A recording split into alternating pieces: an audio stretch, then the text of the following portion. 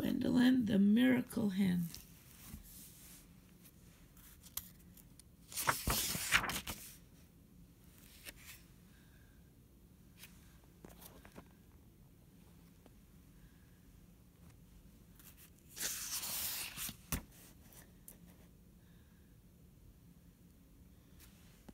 Out in the country, far from town, there lived a man named Farmer Brown.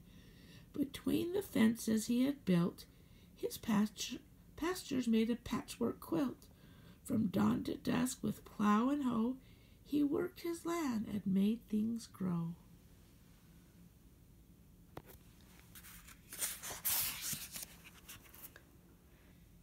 At night he brought his pigs and sheep and hens inside his barn to sleep, with Jack the horse who pulled the plow and Bessie his contented cow. Now Farmer Brown was kind and good, and did the things a farmer should. He kept them warm from winter's chill, and cared for them when they were ill. Each month a Mr. Meany went to Farmer Brown's to get the rent. One day there came a sad, sad day when Farmer Brown just couldn't pay. "We have to help," said Bess the cow. "Of course we do," said Jack, "but how?" "Cluck, cluck," said Gwendolyn, "you'll see. Just leave the whole thing up to me."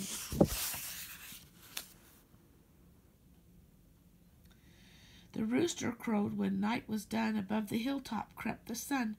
The farmer came and had a pail. It bore a sign, "Fresh eggs for sale." He took each egg and put it in until he came to Gwendolyn. And then he got a huge surprise. He looked, he stared, he blinked his eyes. "Oh no," he cried, "this can't be true. The egg she's laid was green and blue."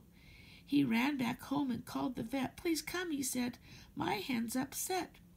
The vet just stared. "I've never seen an egg that's blue and green." He called his friend Professor C, the famous egg authority,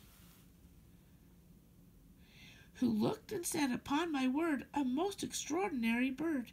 He sent it to a widely known museum where the egg was shown, between some ancient meteors and prehistoric dinosaurs. Beneath a "Do Not Handle" card watched over a full-time guard.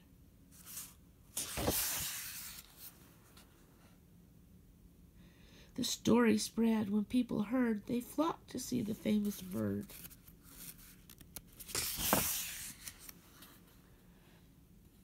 Soon Gwendolyn had laid many more, each better than the one before. They came in beautiful designs with many different colored lines and floral prints with curlicues in yellows, purples, reds, and blues.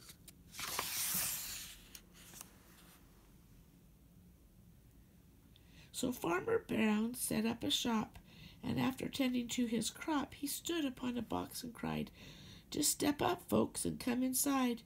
You get your colored eggs right here. Come buy one as a souvenir.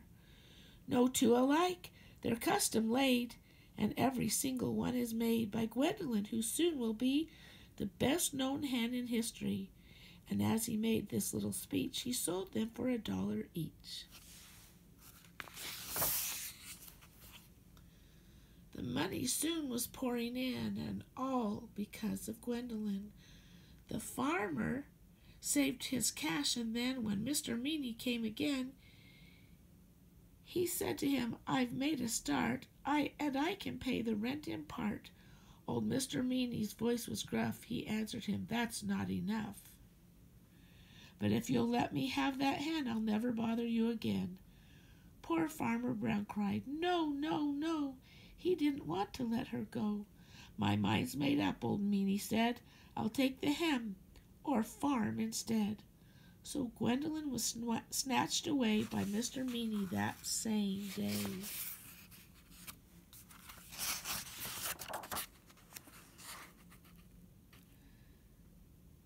At home he settled down to wait and watch the eggs accumulate.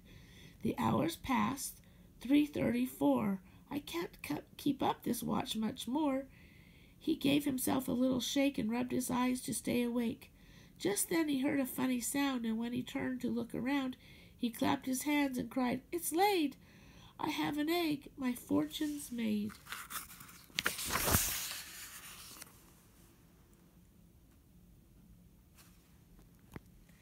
He picked up to her to see his prize. He looked, he stared, he blinked his eyes. The egg was very small and white. "For this I've waited half the night," he cried. "I've had enough, no more," and threw the hen right out the door.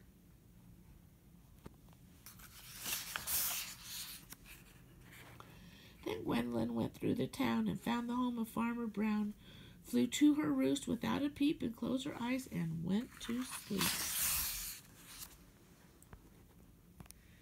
From that time on, no more was heard of Farmer Brown's amazing bird.